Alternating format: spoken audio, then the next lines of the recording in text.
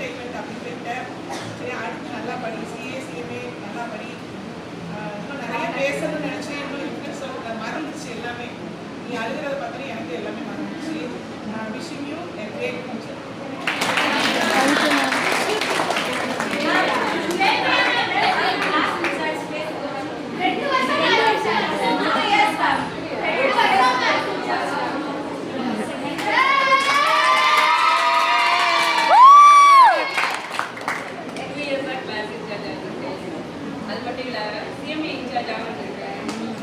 நிறைய பாஸ் பண்ணி கொடுத்துருக்கீங்க.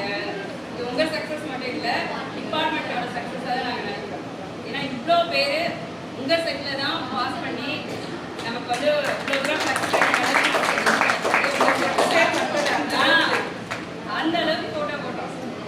ஸோ அதெல்லாம் ரொம்ப ஹாப்பியான அனுப்பி விட்டாங்க. என்னைய பொதுவாக காம்பே என்னப்பா அவ்வளோ பேர் அடைச்சி போட்டுருக்காங்க மாற்றிடுவான் போட முன்னாடி சாரி மேம், இனிமேல் பாஸ் ஆக மாட்டோம். அதனால ரிசர்ச் போனாலும் எங்களுக்கு நீங்கள் உங்களோட ரிசல்ட்ஸை வந்து சொல்லிகிட்டே இருங்க. நாங்கள் என்னோட கான்டாக்ட் எடுத்துகிட்டே தான் இருக்கோம். சரியா? அது மாதிரி ஒவ்வொரு இந்த வருஷம் ஆரம்பிச்சதுலேருந்து ஒவ்வொரு ஆக்டிவிட்டிக்கும் நாங்கள் உங்களை தான் கூப்பிட்டே இருந்திருக்கோம். இனிமேல் திரும்ப அடுத்து நாங்கள் இப்பயும் கூப்பிடுறதுக்கு உங்கள் ஞாபகம் தான் வருது. இப்போ கூட சமృத்தா கூப்பிட்டேன். நிறைய திட்டம் வாங்கியிருப்போம். ஆனாலும் கரெக்டாக சமృத்தான்னு தான் வாயில வரும்.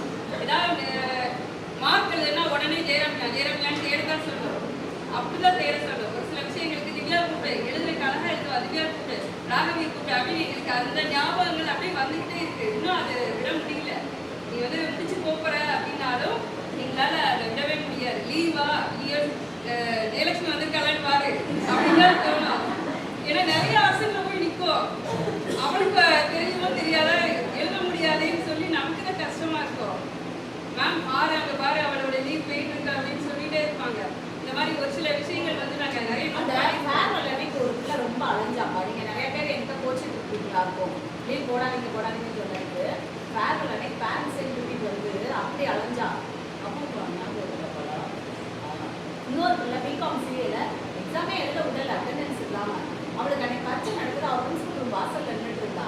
அந்த 2 இன்சிடென்ட் என்னை ரொம்ப பாதிச்சிச்சு. இந்த இது வந்து நம்ம பிள்ளைகளுக்கு அடுத்து வரவே கூடாதுங்கிறதுல தான் நான் உங்ககிட்ட அவ்வளோ இதாக நடந்துக்கிட்டேன். இது எல்லாமே உங்கள் மேலே இருக்க ஒரு அக்கறை தான். நம்ம பிள்ளைங்க போய் அந்த நேரம் போய் கஷ்டப்படக்கூடாது. அவ்வளோ திட்டு வாங்குவாங்க பிள்ளைங்க. எக்ஸாமுக்கு படிச்சு வந்ததை விட அந்நேரம் மறந்து போகிற மாதிரி ஆயிடுது. எல்லாமே உங்கள் மேலே உள்ள அக்கறையில் நாங்கள் சொன்ன விஷயங்கள் தானே தவிர வேறு எதுவுமே கிடையாது. என்னடா மேம் லீவ் எடுக்கக்கூடாதுங்கிறாங்க, லீவ் கொடுக்க மாட்டேறாங்களே